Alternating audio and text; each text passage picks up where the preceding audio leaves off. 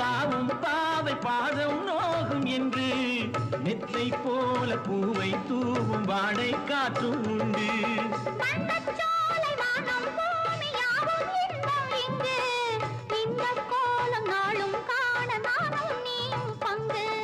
கண்ணில் ஆடும் மாங்கனி கையில் ஆடுமா, கண்ணில் ஆடும் மாங்கனி கையில் ஆடுமா.